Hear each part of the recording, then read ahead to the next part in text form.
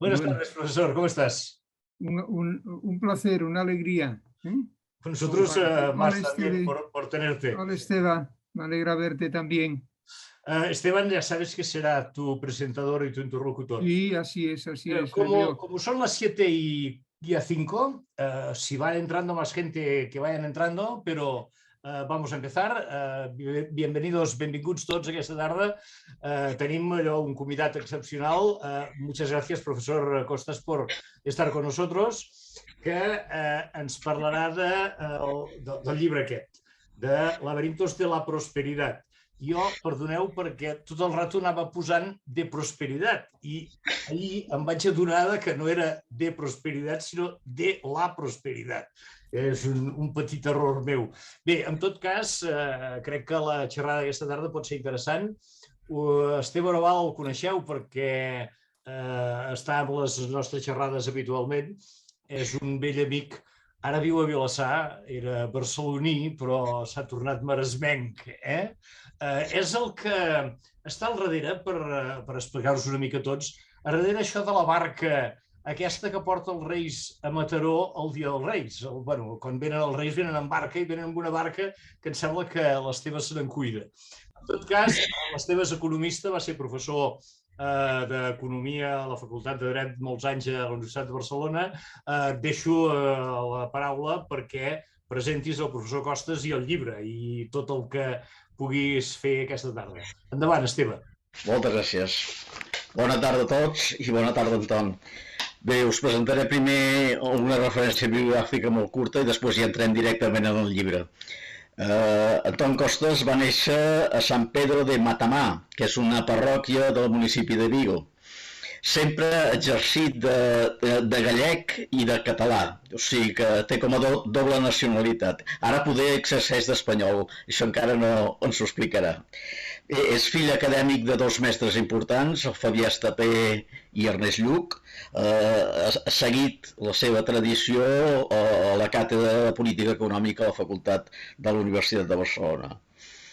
En l'àmbit acadèmic ha ocupat diferents càrrecs, que jo crec que el més significatiu va ser vicerector de la Universitat Internacional Menéndez y Pelayo. En la vessant empresarial ha sigut conseller de diverses empreses, defensor del client d'Endesa i president del Consell d'Endesa a Catalunya.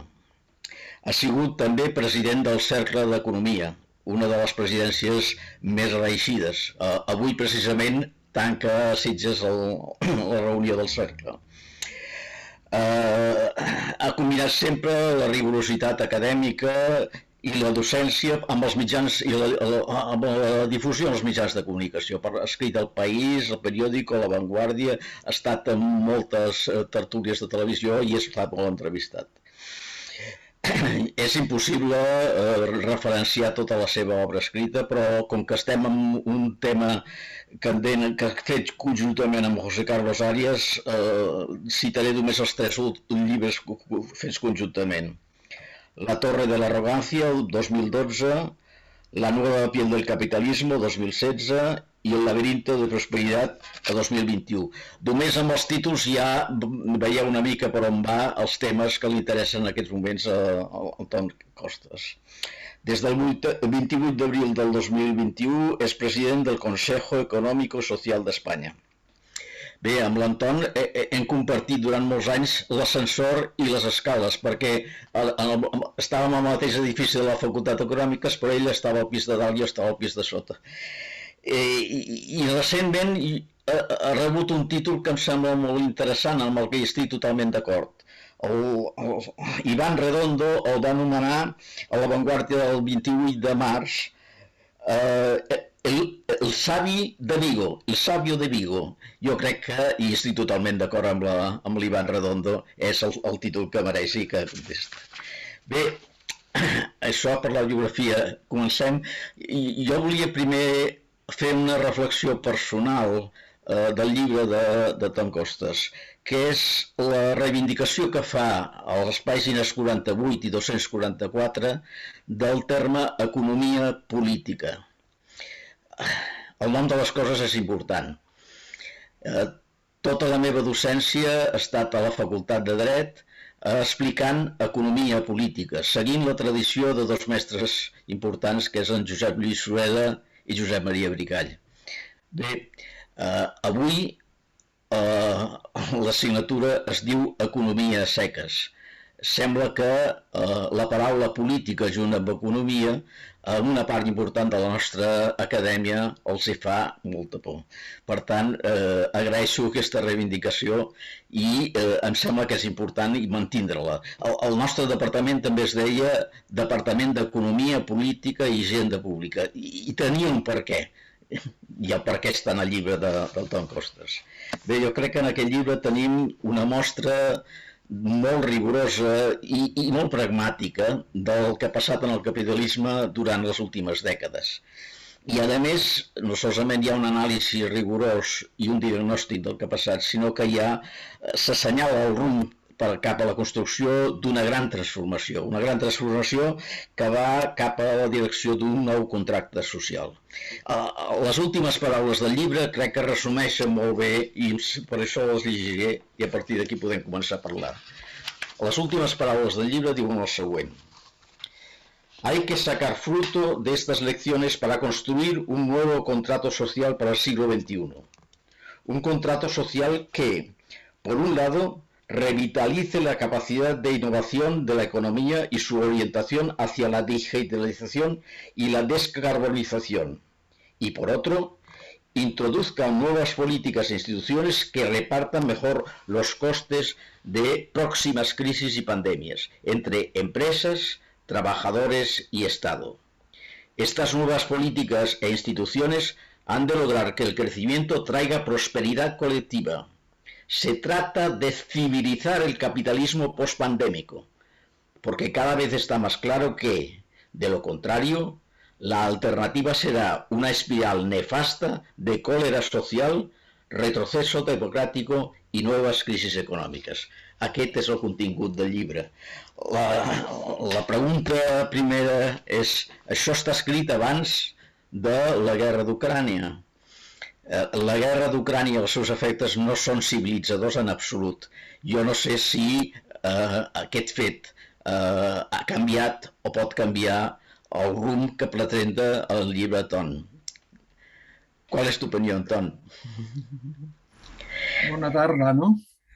Y gracias, Manuel, por esta oportunidad de compartir en este final de viernes esta conversación con todos vosotros. Es un placer. Gracias, Esteba, por las palabras de presentación, por haberte leído escrito el libro.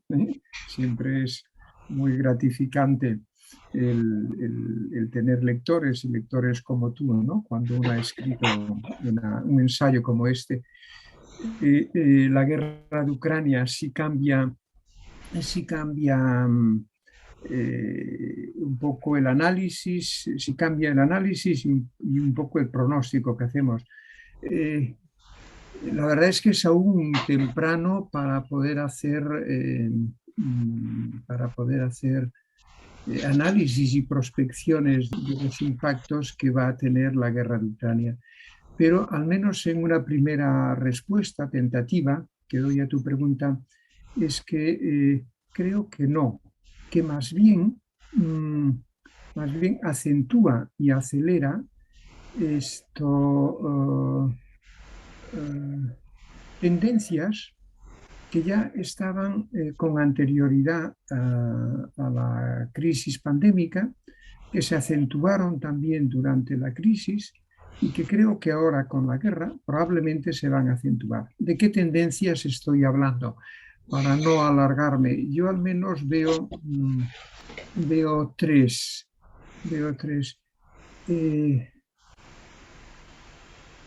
La primera,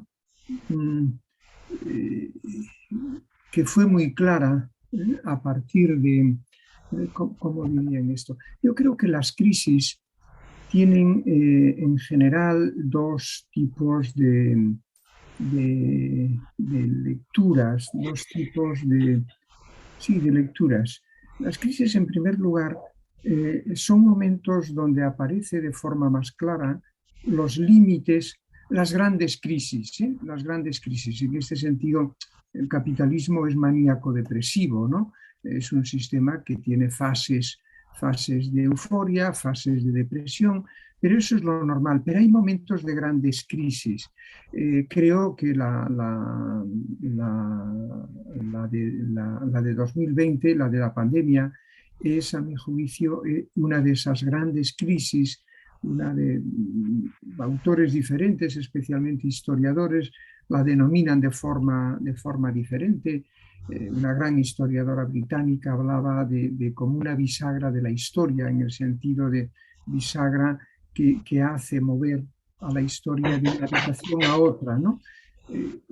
Esa crisis de la pandemia, a mi juicio, lo que nos hizo ver es que los límites del modelo, del modelo económico con el que estamos funcionando eran ya muy evidentes. ¿Límites en qué sentido? En el sentido de la globalización tal como la hemos practicado hasta ahora. La pandemia que nos puso de manifiesto en este sentido, que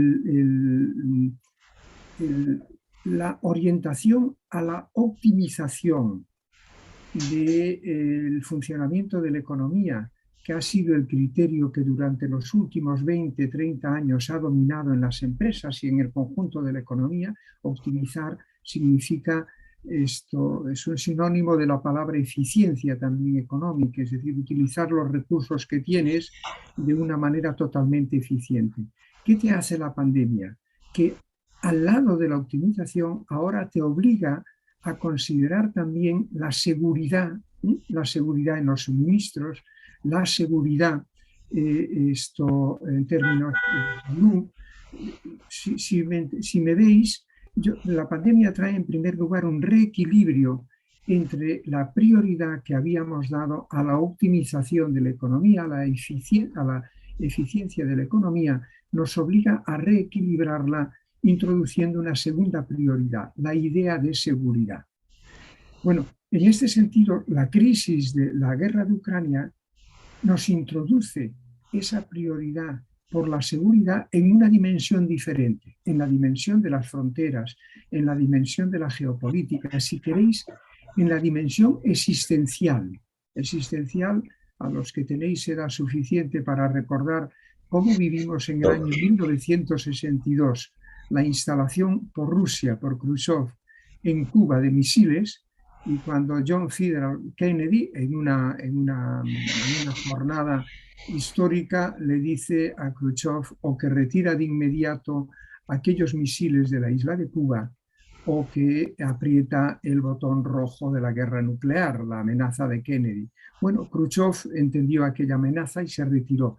Cuando hablo de incertidumbre existencial, de seguridad existencial, bueno, aquello que vivimos en los años 60, yo creo que vuelve ahora. Por lo tanto, un primer reequilibrio entre optimización en economía y seguridad. Y esto a nivel de empresa ya es muy importante. Este ayer hablaba en Madrid con un empresario muy conocido que tiene 47 fábricas por el mundo adelante, y él me explicaba su visión, su pronóstico y cómo está cambiando su estrategia en términos de globalización. Yo te diría, para dejarlo aquí en este primer momento, que la guerra, insisto, de Ucrania, lo que introduce en nuestro análisis es una dimensión de la seguridad que nosotros no habíamos contemplado al escribir durante la pandemia el libro. Allí habíamos contemplado la idea de seguridad sanitaria, de salud, por eso hablábamos y de seguridad en los aprovisionamientos, por eso hablamos en el libro, entre otras cuestiones, que la globalización, tal como la entendimos hasta ahora, posiblemente no es que vaya a desaparecer, pero sí se va a reequilibrar, dando una menor importancia a aquellas dimensiones que han dominado hasta ahora, como es la libertad de comercio, la libertad financiera, para darle una mayor importancia a lo que son bienes públicos globales, ¿no? Lo que es la lucha contra el cambio climático, lo que es la lucha por la salud mundial. No sé si hasta aquí Esto te he respondido algo, pero insisto, lo que creo, y resumo, lo que creo que introduce la guerra con respecto al análisis y a las tesis que tenemos en el libro es que acentúa el elemento seguridad que nosotros habíamos incorporado al libro. De todas formas, seguro que hace replantear algunas de las cuestiones. Hay un tema de fondo que me parece importante, que es la relación entre economía y política. Citáis mucho y utilizáis a Karl Polanyi. Karl Polanyi defendía la subordinación de la economía a la política, que es lo que no ha pasado precisamente a partir de la postura del dominio de los neoclásicos. Creo que es importante la gran transformación que plantea Polanyi, que de alguna manera vosotros repetís en una dirección quizá distinta.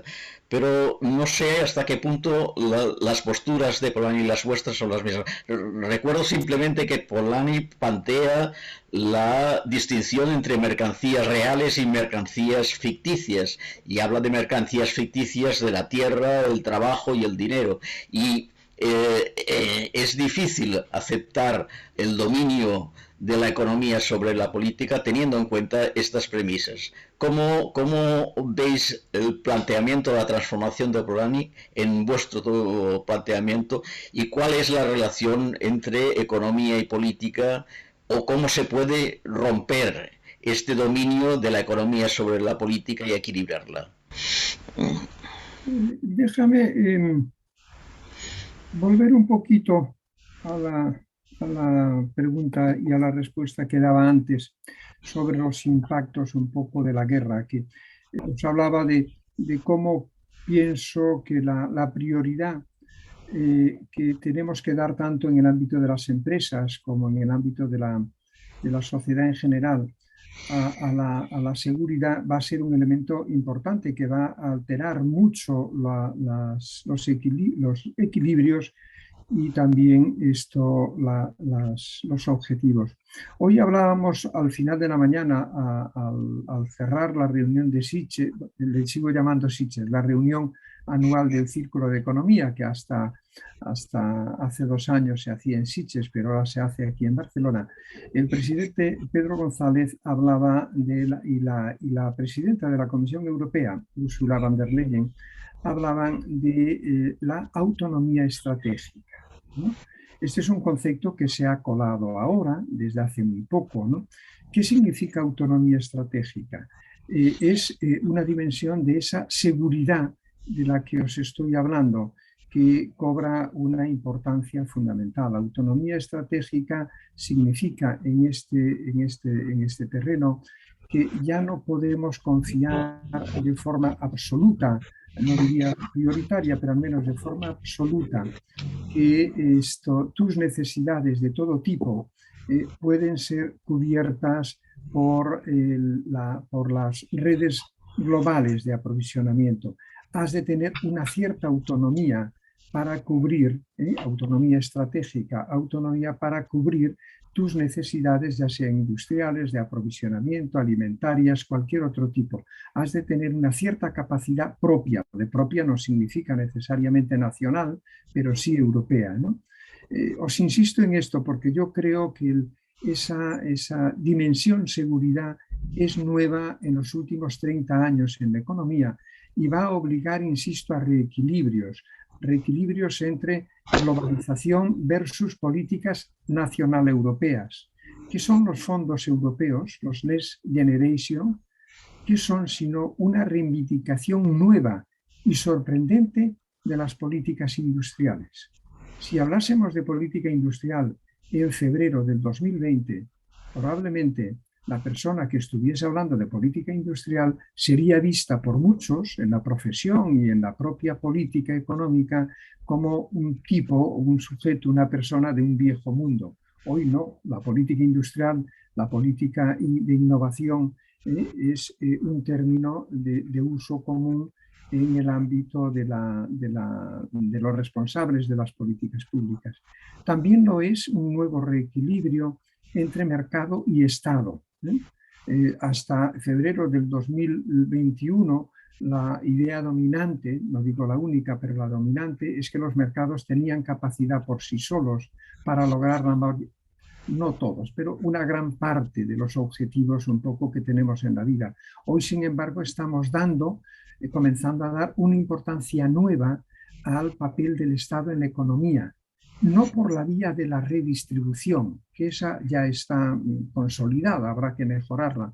Cuando hablo de nuevas funciones del Estado en la economía, estoy hablando, pongo por caso, en la necesidad de regular la dirección del cambio tecnológico. Si no somos capaces de regular la dirección del cambio tecnológico, probablemente el cambio tecnológico actual, eso que llamamos digitalización, robotización, va a ir dirigido fundamentalmente a sustituir empleo por robots. Si somos capaces de regular la orientación de la digitalización, el cambio tecnológico puede utilizarse para mejorar la capacidad y la productividad de los trabajadores. Pero aquí hay una dimensión económica de la regulación de la tecnología que es nueva. Otra dimensión de la regulación de la tecnología, el cómo somos capaces de combinar las nuevas tecnologías y las redes en general con los derechos humanos y con el derecho a la privacidad que durante tantos años ha logrado, que durante tantos años nos ha costado construir, ¿no? Ese mundo de derechos y de derechos humanos y de libertades. Acabo aquí, he querido venir atrás. Este es un aspecto nuevo, muy importante, porque a la vez que estoy reclamando, defendiendo nuevas funciones para el Estado, va a aparecer de forma inmediata un temor que ya apareció en los años 40, que es aquel que levantó Friedrich Hayek cuando, frente a John Maynard Keynes, él escribe aquel libro tan influyente, al menos en una orientación ideológica, el libro tan influyente que es Caminos de servidumbre. Es decir, lo que hacía Hayek era alertar de las posibles consecuencias totalitarias que tendría un aumento de la presencia del Estado en la economía y en la vida cotidiana. Bueno, ese era el Leviatán, camino de servidumbre, ¿no? El que esa economía intervenida de tipo keynesiano nos iba a llevar a una forma nueva de totalitarismo, no la comunista, pero sí nueva. Hoy, la reivindicación que estoy haciendo de este nuevo papel del Estado en la regulación de la tecnología levantará también el miedo a que esta regulación vaya a traer un nuevo Leviatán, un nuevo camino de servidumbre. Me disculpáis por haber vuelto atrás, pero me interesaba complementar lo que dije antes por ahora. Voy a Polanyi y a la economía política. Polanyi viene de una tradición marxista, ¿no? Por lo tanto, cuando él hace el análisis de la economía política en la inmediata posguerra, sus categorías y su análisis vienen de la corriente marxista. La nuestra, aunque defendemos esa misma gran transformación y defendemos ese nexo indisoluble entre economía y política, sin embargo, no viene nuestro análisis tanto de la tradición marxista como un poco de la tradición más clásica en economía, pero de la buena tradición clásica, diría yo en este caso, ¿no? De Stuart Mill, ¿no? Pongo por caso de John Stuart Mill. Recordar un poco el análisis que hace tanto David Ricardo, recuerda Esteban, el análisis que hace David Ricardo sobre la dinámica del capitalismo, las categorías económicas que introduce Ricardo como la del valor, y cómo después Carlos Marx va a recoger también esas mismas categorías y va a hacer un análisis del capitalismo donde ellos identifican las leyes del movimiento capitalista y concluyen que esas leyes inexorablemente llevarán al derrumbe del capitalismo. Me interesa afianzar esta. Sin embargo, a continuación llega Stuart Mill, que yo creo que vale la pena leerlo en muchos sentidos. Para mí es uno de los mejores que hay en economía. Y Stuart Mill introduce una diferencia que es muy importante y me vale para ahora. Él viene, y lo simplifico mucho, Stuart Mill viene a decir, miren, David Ricardo y Carlos Marx tienen razón cuando abordan las leyes de la producción, las leyes de la producción. Pero Stuart Mill dice, pero la economía no es solo la producción, es también la distribución. Y Stuart Mill dice, no hay ninguna leyes inexorables de la distribución del excedente que crea la economía. Y rompe, por lo tanto, desde esta vía rompe con Ricardo y rompe también con Marx y crea una nueva vía, a mi juicio, para reivindicar la economía política, es decir, para reivindicar el nexo entre economía y política de una forma diferente a como lo hace la tradición tanto clásica de Ricardo como la tradición marxista. Yo creo que es posible civilizar el capitalismo, que es posible civilizarlo como se hizo después de la Segunda Guerra Mundial con el contrato liberal socialdemócrata, que es posible civilizarlo distinguiendo bien las leyes de la producción, las leyes del movimiento del capitalismo de las que hablaba Carlos Marx y que recogen parte esto, o buena parte Polanyi, y lo que es un poco la tradición de Stuart Mill, que yo vinculo a lo que es un poco el concepto de contrato social.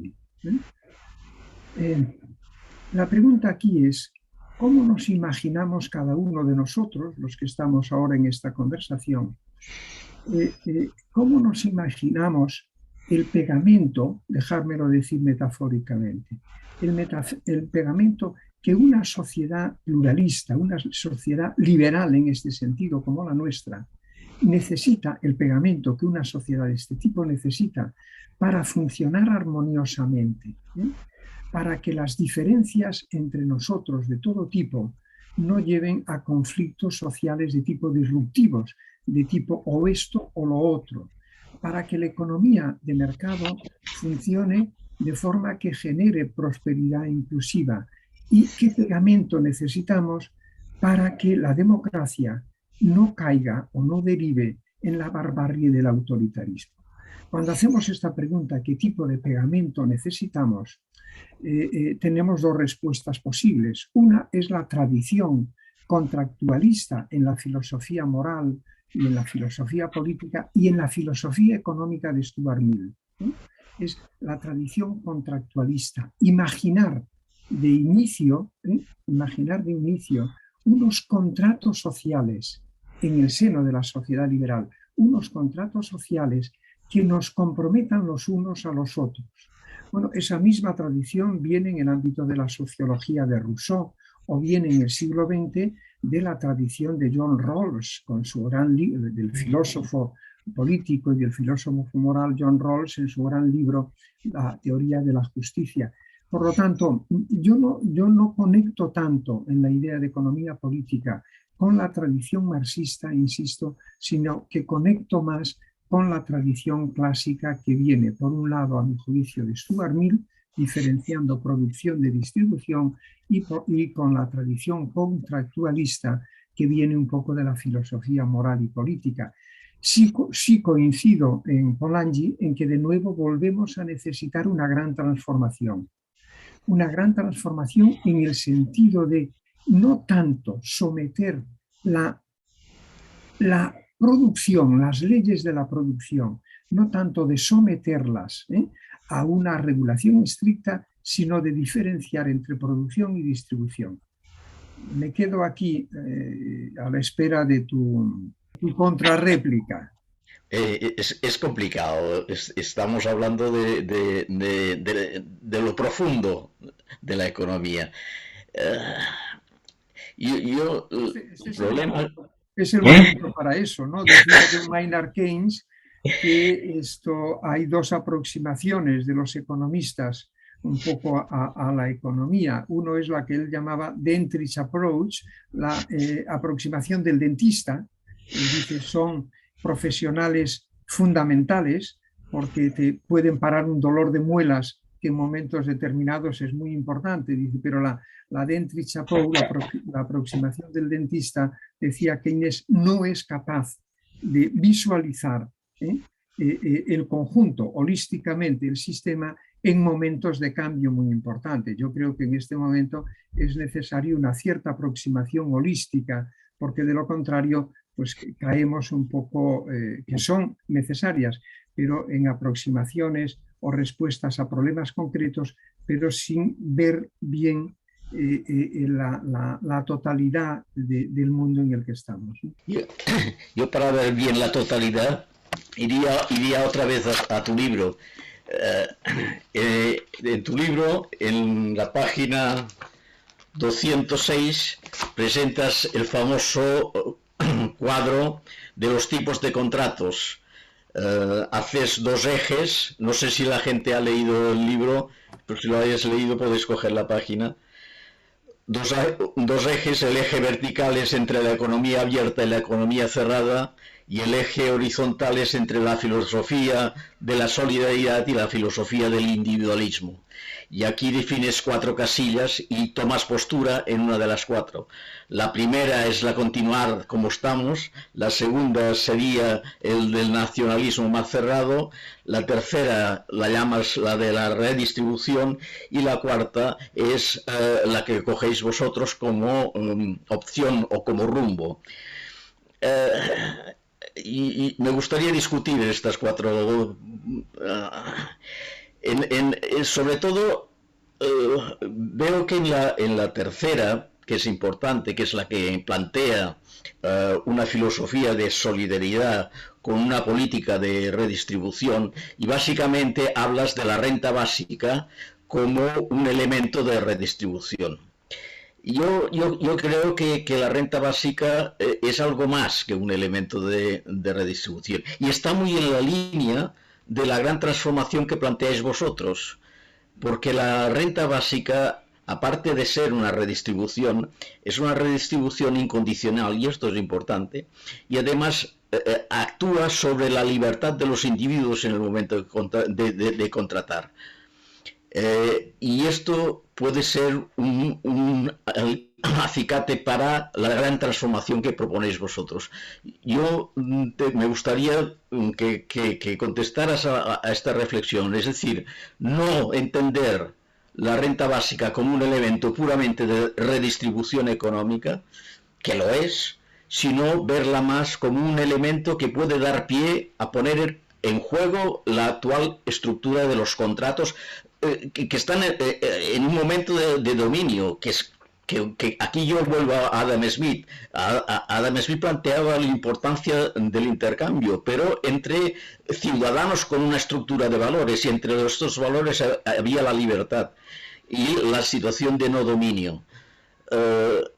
Creo que la renta básica está muy en la línea de la transformación que proponéis vosotros, no está en contra. No sé si qué te parece. No es un elemento esencial en nuestro trabajo, Esteban. No. ¿Por qué motivo no lo es? Vamos a ver, y explico un poco el sentido que tiene ese cuadro, porque tiene una función casi pedagógica, ese cuadro, que ahora, para los que no hayáis tenido ocasión de contemplarlo en el libro, ahora lo describo. Pero voy un momentito atrás. En nuestra preocupación hay 2 preguntas, una la he formulado, otra no es. Una pregunta es, ¿cuál es la causa del intenso, generalizado, profundo malestar que hay en las sociedades democráticas occidentales desarrolladas? ¿Cuál es la causa de este malestar? ¿No? Un malestar que trae a su vez un efecto político importante, que es el de la polarización política partidista, y un efecto importante en términos de democracia, la amenaza un poco de nuevo, como en los años 20 del siglo pasado, la amenaza del autoritarismo, del totalitarismo. Esta es una pregunta que me interesa, es decir, ¿cuál es la causa del profundo malestar que hay en nuestras sociedades y de esa deriva, insisto, autoritaria como mínimo en los sistemas democráticos. Nuestra respuesta ahí es la siguiente, limitándola mucho, que esa raíz del malestar viene de dos lados. Uno del pasado, que es de la pérdida de prosperidad, es decir, de empleo, si queremos significar, de la pérdida de empleo que han sufrido muchas pequeñas y medianas ciudades de nuestros países y en un sentido amplio también del mundo rural, ¿no?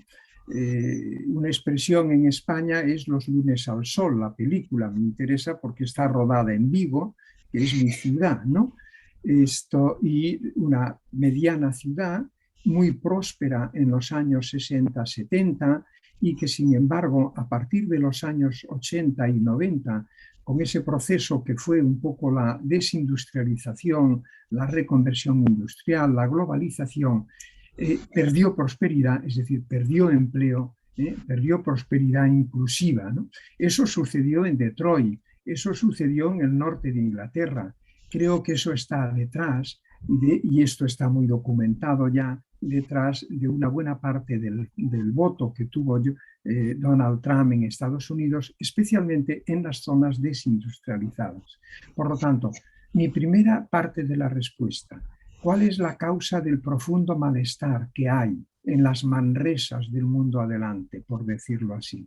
Creo que es la pérdida de prosperidad que ha devenido de la pérdida de empleo y de los malos empleos, que es otra cuestión diferente. Y en segundo lugar, ese malestar lo veo asociado al miedo al futuro, al miedo a que las transformaciones relacionadas con la digitalización, a que las transformaciones relacionadas con la descarbonización de la economía vayan a traer de nuevo para muchas personas, para muchas ciudades pequeñas, ciudades medianas y para el mundo rural de una manera amplia, que vayan a traer de nuevo pérdida de prosperidad y de expectativas, de oportunidades de futuro.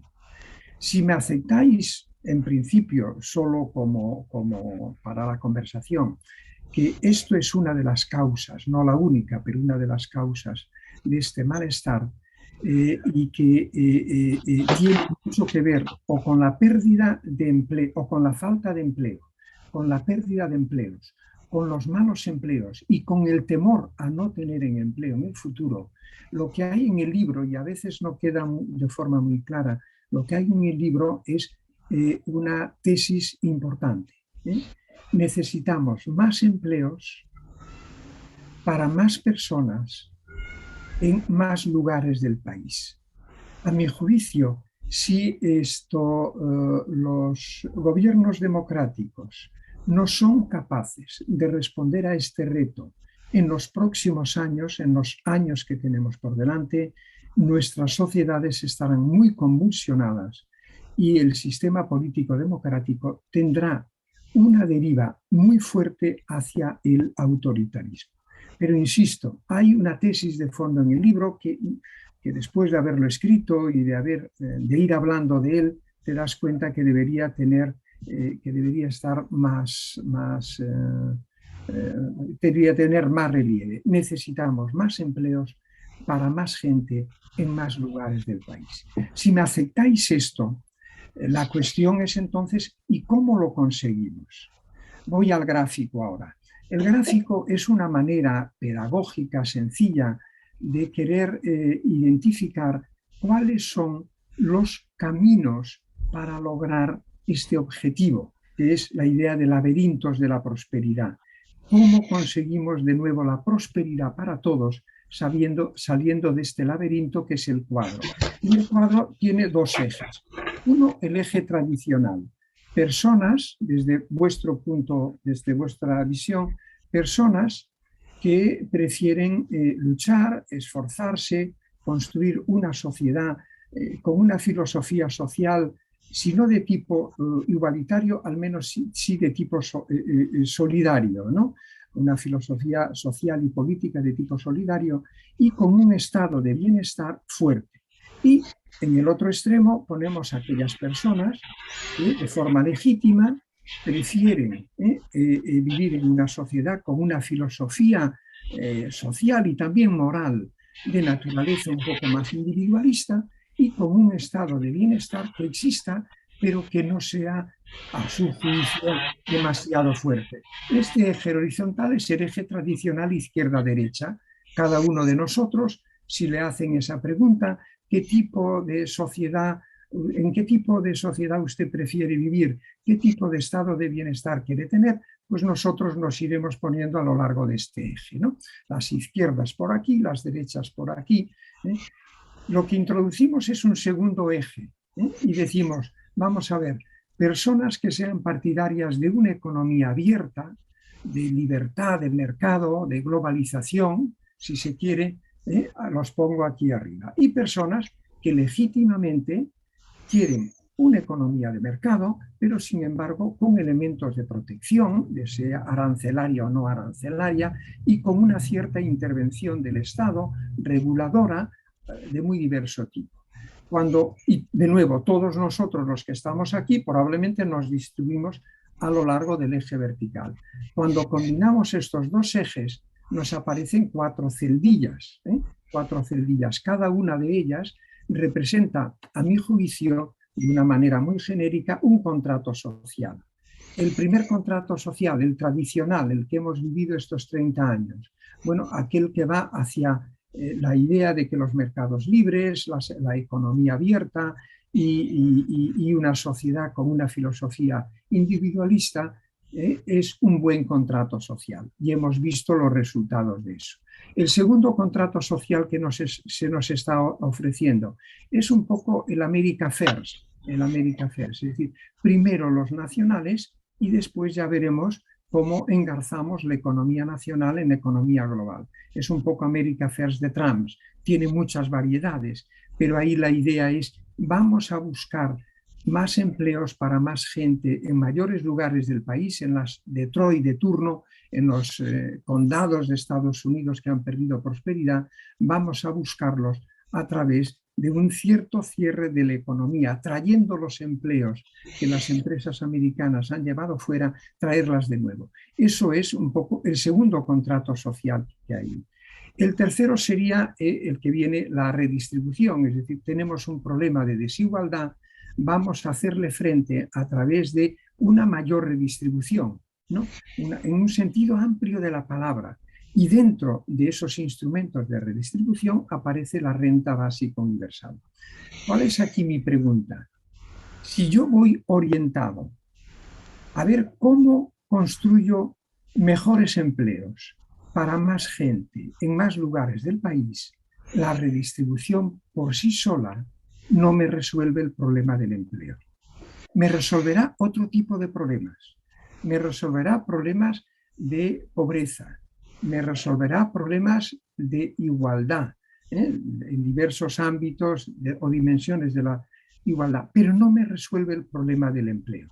Y yo estoy dando una prioridad muy importante a la cuestión, insisto, no es que el Alzheimer ya me haya afectado, lo repito con insistencia porque quiero que quede. Yo estoy buscando caminos, laberintos para encontrar mejores empleos para más personas en mayores lugares del país. Y en este sentido llego al cuarto contrato social. Tengo que intentar construir un nuevo contrato social basado en mejores empleos que combine a la vez elementos de una sociedad más justa con elementos de una economía más vibrante, más dinámica. Esto es complejo, pero este va un poco la búsqueda de la salida al laberinto. Y en este sentido, la renta básica, vuelvo a lo que decía al principio, no es para nosotros en este libro un elemento fundamental de nuestro análisis, de nuestra preocupación. En otro puede serlo, pero aquí nuestra preocupación está más centrada en el empleo. Dicho esto, si quieres podemos ir a la renta básica universal, pero insisto que ese no es un elemento central en el análisis de nuestro libro. Sí, el problema es que la respuesta al cómo tenemos posibilidad de tener más empleos de mejor calidad y mejor distribuidos, no hay una respuesta. Es un deseo, pero el camino para llegar a esto, ¿cuál es? Simplemente una economía más abierta. Bueno, una primera respuesta muy parcial es una reforma laboral buena como la que hemos hecho. No, cuidado que ahí te estoy llevando a un terreno no es la única, pero la pregunta sería, necesitamos mejores empleos y todos podríamos estar de acuerdo aquí, ¿no? Y la pregunta a continuación es, ¿y quién crea buenos empleos? La empresa y el Estado, los dos. Las buenas empresas y las buenas administraciones públicas. Las buenas empresas. ¿Qué son buenas empresas? ¿Qué son buenas administraciones públicas? ¿Qué hace la reforma laboral?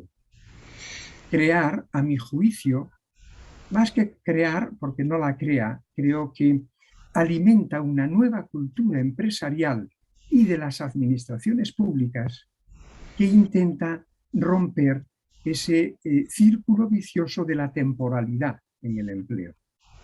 Una reforma laboral no crea puestos de trabajo.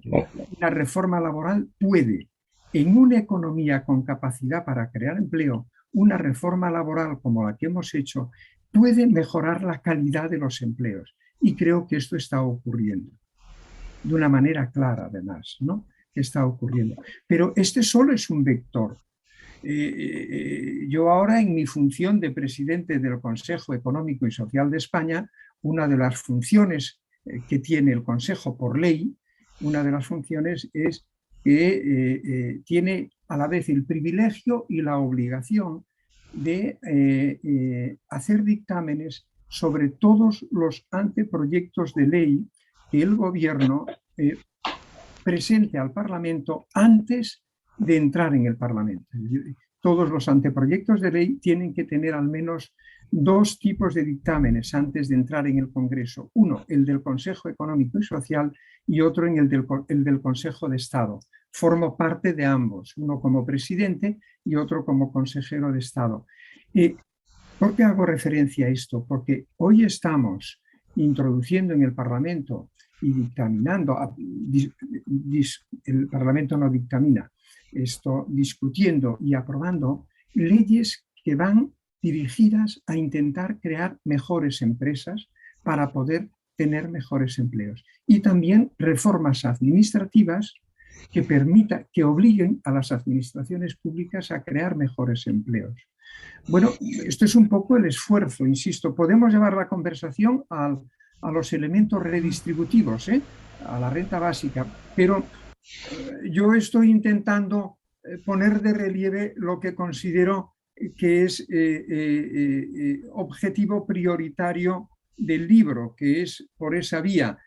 No me estoy negando a entrar un poco en el terreno al que tú quieres entrar, que era un poco la idea, entiendo, del contrato social más centrado en los elementos redistributivos. No me cierro, pero era para los demás que no habéis leído el libro, es un poco estar indicando que el libro va orientado hacia el otro lado, ¿no? Por eso cuando establece en otro cuadro los 3 pilares del nuevo contrato social, y ahí decimos mucho que nosotros vamos buscando políticas, reformas, medidas más centradas en lo que es la etapa de la producción de la economía y también en la etapa de la preproducción.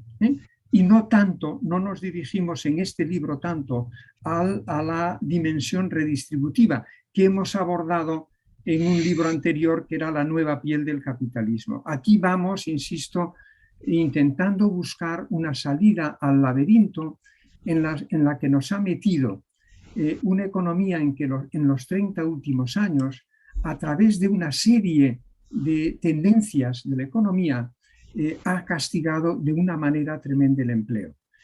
En el libro tiene una gran relevancia un aspecto que a mí me gustaría aprovechar.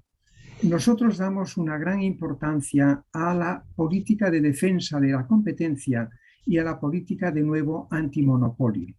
¿Por qué motivo? porque creemos, y creo que hoy ya hay una evidencia empírica muy fuerte para eso, que el estancamiento de los salarios, los malos empleos en términos de temporalidad, tienen mucho que ver con la nueva, que no es tan nueva, con la nueva deriva que ha adquirido el capitalismo a partir de los años 90 hacia la concentración de nuevo, hacia la concentración y los que tengáis una orientación un poquito más como es federalistas de Esquerra, ¿no? Creo que tiene mucho sentido el volver a leer a Joan Robinson, la gran economista, discípula de Keynes, que en los años 30, ante un debate similar al de ahora, ella abre una nueva vía de investigación en economía para intentar explicar el desempleo, para intentar explicar los bajos salarios en aquellos momentos. Y frente al modelo de economía competitiva, clásica y neoclásica, Joan Robinson introduce la nueva orientación de la economía del desequilibrio, ¿no? La economía no competitiva. Hoy creo que volvemos a estar y Robinson acaba recomendando en aquellos años, entre otras cosas, una política de defensa de la competencia, una política anticoncentración y antimonopolio muy fuerte. Hoy, a mi juicio, volvemos a tener ese problema. Creo que está ya muy documentado, pero para aquellos que les interese si esta hipótesis de la concentración empresarial puede explicar problemas de salarios, de bajos salarios y problemas de temporalidad, de mala calidad del empleo en España, les recomiendo leer el documento de trabajo que acaba de sacar el jueves pasado FEDEA, y es la primera evidencia empírica para España de que la concentración empresarial tiene un efecto importante en la tendencia a la baja de los salarios y en la tendencia a la temporalidad en la economía. Esto, cuando escribíamos el libro y en artículos anteriores que yo he publicado por mi parte, era un poco aún tentativo, dubitativo, pero hoy tenemos ya mucha evidencia. Y por eso, en el cuadro de menú de políticas que recomendamos, nosotros acentuamos mucho la idea de política de defensa de la competencia, llegando a decir, yo lo había dicho hace algunos años en una de mis columnas en El País, que la política social más importante en este momento, a mi juicio, es la política de defensa de la competencia. Entendedla en este sentido, porque la política de competencia es la que nos puede romper en este momento barreras que afectan muchísimo al salario y al empleo. Intentaré ser más corto en mis próximas respuestas. No, yo estoy muy de acuerdo en la necesidad de actuar en la predistribución y en lo que plantea es de la necesidad de educación básica, educación infantil, la salud. Es evidente que o tenemos personas más cuidadas y más cultas o no podremos llegar a este pacto. Y en este sentido te decía que una medida de predistribución puede ser precisamente el poner el interés en la libertad incondicional. Acaba de salir un libro que me parece interesante porque complementa y también habla de gran transformación. Este libro es La libertad incondicional, es de David Casasas, profesor de la Facultad de Económicas de Barcelona, supongo que lo conoces. El subtítulo es La renta básica en una revolución democrática. Está muy en la línea de la predistribución, está muy en la línea de cuidar o actuar sobre la libertad. Y sin libertad no hay contratación. Y la libertad no es la libertad de la presidenta de la Comunidad de Madrid. La libertad es la libertad de Adam Smith, es la libertad de los clásicos, es otra cosa. Y a Marta, me haces recordar ahora sobre Amartya Sen, aquel libro, Exacto. Desarrollo como libertad. Exacto. La traducción al castellano no es muy buena, pero esa idea es muy bonita, es muy fuerte. En este sentido, entre esos tres grandes valores que nos vienen de la Revolución Francesa y de la Ilustración, ¿no? Libertad, igualdad, fraternidad. La idea de fraternidad es muy fuerte porque creo que es el vínculo entre la una y la otra, ¿no? Isaac Berlin decía que hay valores que en su forma absoluta son...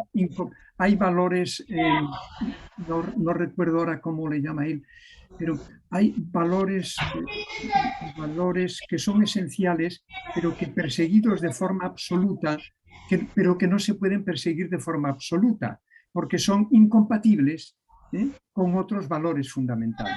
Y él dice, la libertad absoluta sería imposible porque anularía la igualdad. La igualdad absoluta sería imposible porque anularía la igualdad. A mi juicio, el tercer valor, que es el que enlaza, es la idea de fraternidad, que es, dicho de otra manera, la idea de contrato social, ¿no? Es decir, un compromiso moral y político entre aquellos a los que les va bien con la libertad, con aquellos otros que se arriesgan o a quedarse atrás o a colarse en la cuneta en términos de igualdad, de prosperidad. Este es un debate hoy, yo creo que muy importante. No lo somos capaces de poner de manifiesto en sus,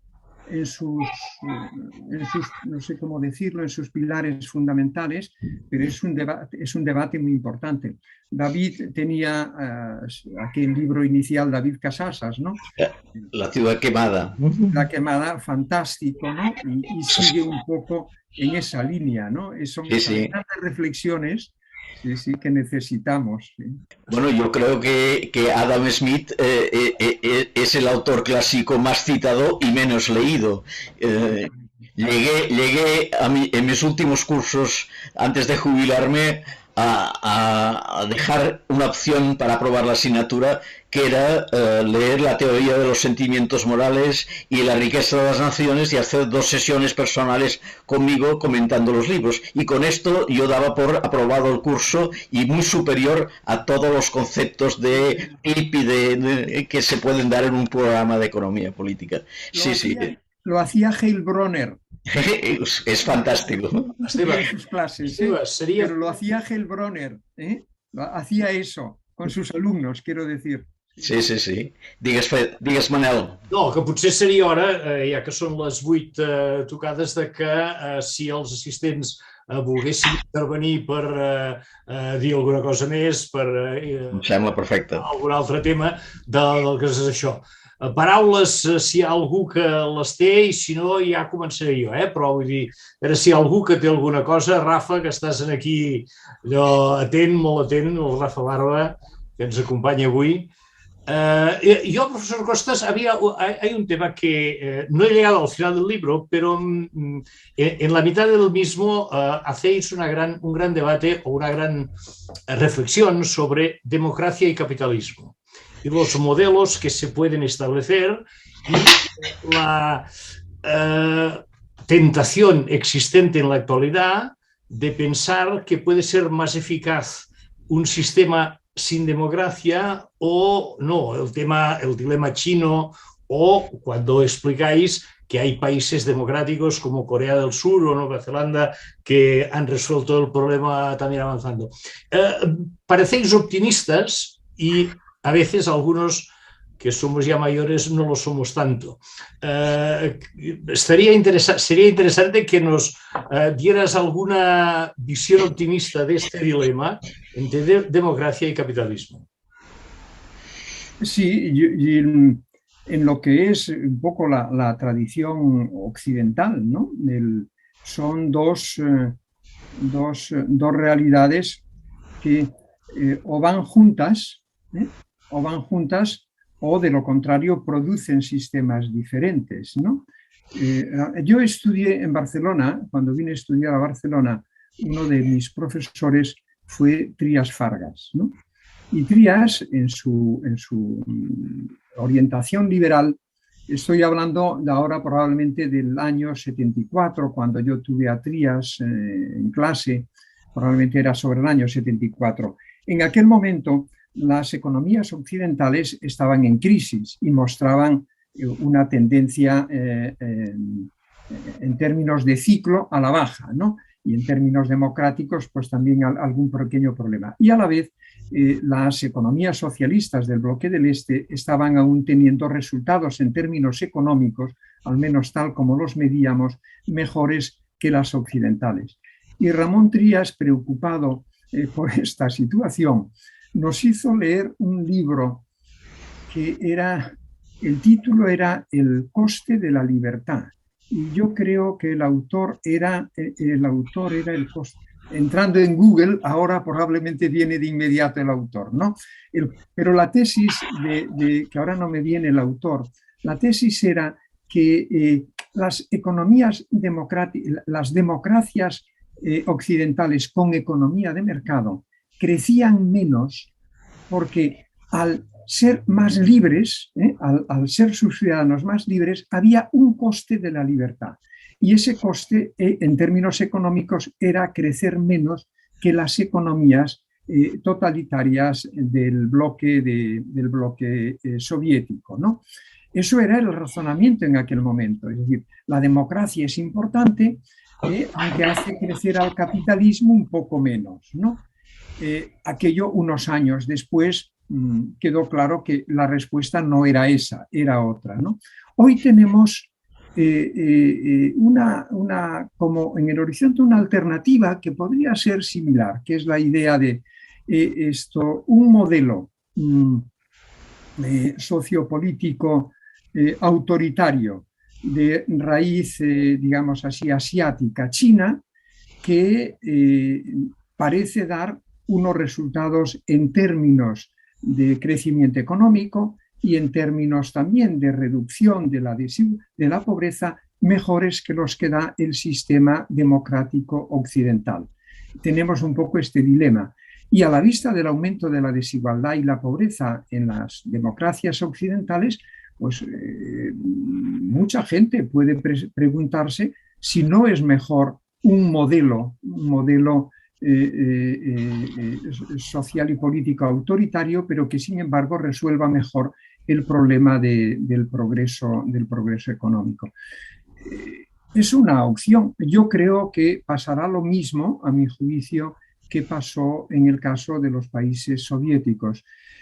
Yo creo que democracia y capitalismo es un buen binomio porque una sociedad, una buena sociedad democrática, creo que logra civilizar al capitalismo, que logra incorporar un contrato social que manteniendo la capacidad de creación, de innovación y de riqueza que tiene el sistema capitalista, sin embargo, introduce instituciones, políticas, reglas de reparto tanto del coste de las recesiones como de la prosperidad mejores que otros sistemas. Un ejemplo de reparto, de reglas de reparto, de cómo el sistema necesita reglas de reparto.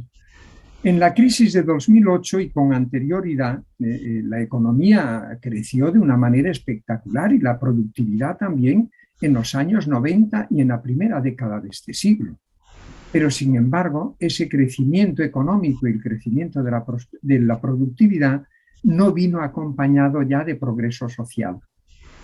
En los 30 gloriosos, en los años posteriores a la Segunda Guerra Mundial, progreso económico era sinónimo de progreso social y de progreso político. ¿Y cómo lo mido? Las clases medias son un resultado de los 30 gloriosos. El avance de la democracia, y España es un ejemplo, es el resultado de los 30 gloriosos. Por lo tanto, hubo 30 años después de la posguerra donde, insisto, donde el capitalismo en este sentido, ¿no?, vino acompañado de progreso social, clases medias, y de progreso político, democracia. Pero a partir de los años 80-90 comenzamos a ver cómo el crecimiento económico y la productividad que seguían creciendo ya no traía progreso social y la democracia comenzaba a dar problemas, insisto, de autoritarismo, ¿no? ¿Qué tendríamos que hacer hoy? Pues no lo mismo, es la idea de gran transformación, es utilizar el pasado para entender que podemos volver a hacer una gran transformación que ligue de nuevo capitalismo, progreso social y democracia. Si no somos capaces de hacerlo, como lo hicieron nuestros predecesores, nuestros abuelos y nuestros padres, pues probablemente el horizonte que tenemos delante son sistemas políticos autoritarios, ya sea de modelo asiático o ya sea de modelo europeo, que también lo estamos viendo. Mi optimismo es que creo que podemos, y el libro va dirigido a eso, ¿no?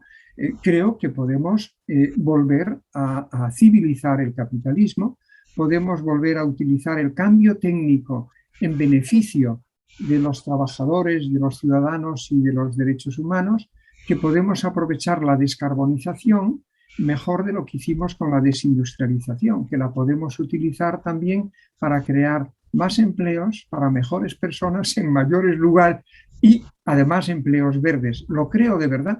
De ahí viene un poco mi optimismo, no sé cómo decirte, Manuel. Acabo, por aquí atrás hay un libro. Yo últimamente, cuando me dicen si soy optimista o no, acostumbro a decir lo siguiente. Hay un libro de Daniel Kahneman, que es psicólogo y premio Nobel de Economía, que en este libro Pensar rápido, pensar lento, pensar rápido, pensar despacio, que es un análisis muy de laboratorio de cómo tomamos decisiones los humanos en el ámbito de la economía. Hay un capítulo que acaba diciendo esto, el 13 o por así, queda demostrado. Los optimistas se equivocan más, pero les va mejor en la vida. Aunque sea por este motivo, me alineo con la idea de mantener un cierto optimismo de que seremos capaces de nuevo de civilizar al capitalismo, de civilizar la tecnología, de civilizar la descarbonización. Preguntes dels assistents. Algú? La Montse Colldeforns. Obre el micròfon. Montse, endavant. Hola, moltes gràcies per l'oportunitat d'escoltar a l'Anton una vegada més. Jo tindria mils de preguntes, però per no ocupar tot l'espai, voldria lligar amb això que has dit últim de l'optimisme, al qual a mi m'agradaria apuntar-m'hi també, però per un contracte social penso que es necessita un mínim de voluntat, no? Un mínim de voluntat per les parts, sí. Un mínim de voluntat. Sigui perquè no tens més remei, com vam tenir la pandèmia, o què? Perquè sí que el raonament et diu que és millor col·laborar, que és millor repartir, que és millor totes les coses que voldríem. Però hi ha molta gent que no ho pensa. Hi ha molta gent que va a la seva. Hi ha molts interessos econòmics de moltes empreses que són fonamentals que no. Llavors, amb què bases, amb què podem fonamentar aquest optimisme perquè ens vagi millor la vida? Sí, gràcies, Montse. M'alegra veure't. A partir de las páginas 2, 4, 7, hay un epígrafe final del libro que el título es Fuerzas que impulsan y fuerzas que bloquean el cambio en el sentido del contrato social, ¿no? Los cambios sociales, los cambios políticos a lo largo de la historia, lo dice Piketty, entre otros, últimamente, tienen como dos grandes fuerzas impulsoras, ¿no? Eso que podemos llamar tendencias o leyes del movimiento, ¿no? Es decir, tendencia, y por otro movimientos sociales y movimientos políticos, que probablemente es donde tú pones la voluntad, ¿no? Que empujen en esa dirección. Déjame dos reflexiones aquí. Nosotros hablamos de de un nuevo, utilizando una palabra alemana que viene ya también de Polanyi, de Zeitgeist, ¿no? Un nuevo Zeitgeist, un nuevo clima de la época. Hablamos en estos términos. Creemos que la pandemia, a diferencia de la crisis financiera y económica del 2008-2010, la pandemia introduce, de hecho, o si no quieres decir introducir, acentúa, de hecho, un nuevo clima de la época. Un nuevo clima que favorece cambios importantes si hay voluntad, utilizando tu expresión, que lo empuje.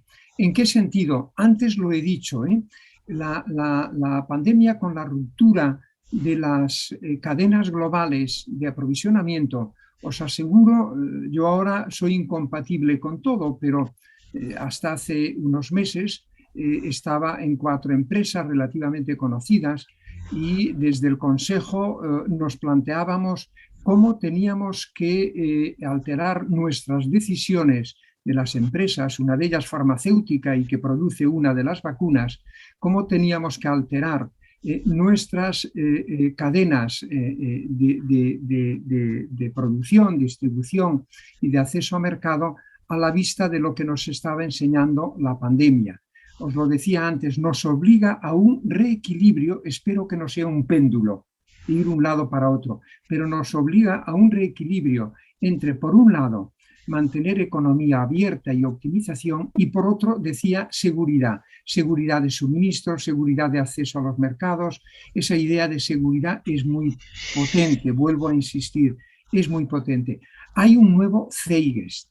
Ese nuevo Zeitgeist de clima de la época, lo dije antes, lo expresa muy bien la decisión de la Unión Europea de crear los fondos Next Generation y otro tipo de decisiones. Y antes decía, es que, Monse, en febrero del 2020, si tú o yo hablásemos de política industrial, es que seríamos vistos como economistas, personas de una vieja época. Hoy, sin embargo, la idea de política industrial estratégica es que está en todos los ámbitos, en los ámbitos más liberales lo está, ¿no? Hay un nuevo Zeitgeist. Yo creo que esto nos viene de ese sentimiento, por un lado, que nos introduce la pandemia, un sentimiento de fragilidad en términos de economía, pero también un sentimiento humano de fragilidad también de la vida humana, ¿no? Y yo creo que esto altera, hace posible cosas como los Next Generation, hace posibles decisiones nuevas, como es una medida tan pequeña como el ingreso mínimo vital.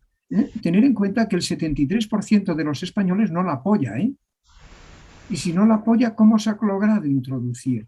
Es que hay un nuevo clima de la época, a mi juicio. Acabo. Decía John Maynard Keynes en el párrafo final de la teoría general que contra la idea de que son los intereses, ¿no?, los que determinan un poco el funcionamiento de la economía y la política, él decía que al final, son las ideas, para bien y para mal. ¿Te acuerdas, Monse? Yo creo que hoy hay un mundo de nuevas ideas que necesitará que en el ámbito de la sociedad y en el ámbito de la política tenga corrientes, tenga movimientos que lo impulsen en ese sentido. Pero quiero creer que este nuevo clima de la época existe. No sé cómo acabar, porque tengo la tendencia ahora a... Pero ¿por qué motivo un nuevo clima de la época en términos así de análisis de filosófico y de economía política? ¿Por qué motivo este nuevo clima puede favorecer? No digo que vaya a traer de forma automática, sino que puede favorecer esa nueva gran transformación. Bueno, déjame recurrir al argumento de John Rawls, ¿no? Rawls decía, con el concepto de velo de ignorancia, recordar en su libro Teoría de la Justicia, Rawls dice que las personas, cuando nos enfrentamos a escenarios de incertidumbre radical, incertidumbre entendida no como riesgo, incertidumbre entendida como una densa niebla que no nos permite ver cómo estaremos en el futuro más o menos inmediato, como no sabremos si tendremos empleo o no lo tendremos, como no sabremos si tendremos riqueza para educar a nuestros hijos o no la tendremos, como no sabremos si tendremos salud y capacidad para enfrentar las enfermedades.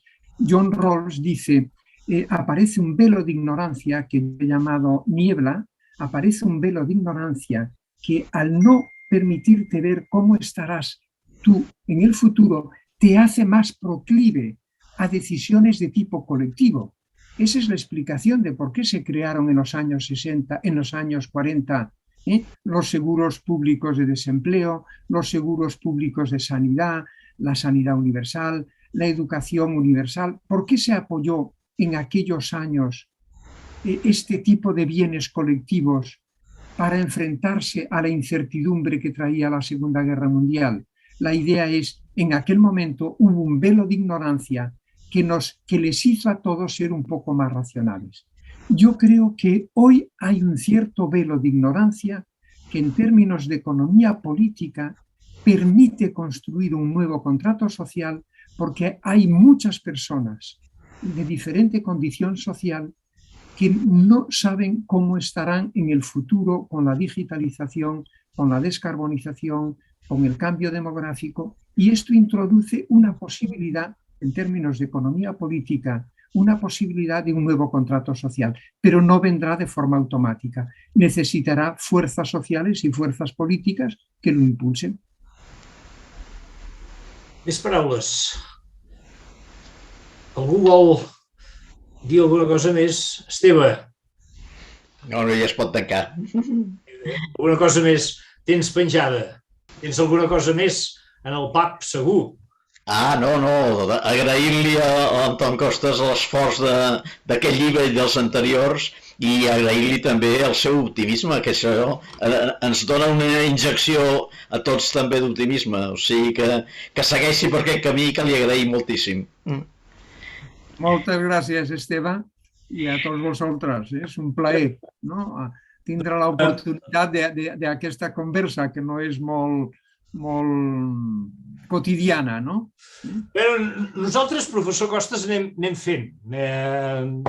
Gràcies per estar amb nosaltres, gràcies, Esteve, per preparar la presentació, a tots vosaltres per acompanyar-nos una setmana més. Avui ha sigut divendres perquè al professor Costas li venia millor, però la setmana que ve no, l'altra, tornem els dimecres, ja us avanço, us ho vaig dir, tenim el Raimon Obiols amb el llibre El temps esquerp, que presentarà el periodista en Rafael Jorba, i ja us avanço 2 llibres més per al mes de juny.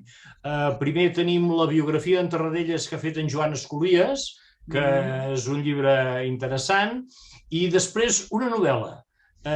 La Gemma Lienas ha fet una novel·la que es diu La vida de la Caterina Masot, em sembla que va per aquí, i la presentarem a finals de juny. En tot cas, penso que no sé si estarem pràcticament a les acaballes del curs, però us espero, com sempre, rebreu totes les comunicacions i repeteixo el meu agraïment, Anton, per estar aquesta tarda amb nosaltres i Esteve per la presentació. Gràcies a tots, bona tarda. Adéu-siau. Bona tarda. Cuidar-vos. Igualment, adéu-siau. Bona tarda.